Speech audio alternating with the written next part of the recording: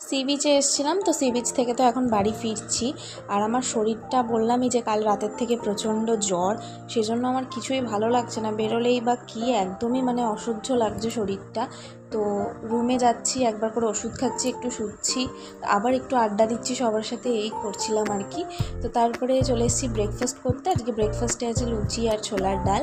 তো খাচ্ছিলাম না, মানে খেতে বসবো নাই বলেছিলাম, সবাই বললো না একটু খেয়ে ওষুধটা খা, তো সেই জন্যই খাচ্ছি। তারপরে নেমেছিলাম একটু পুলে।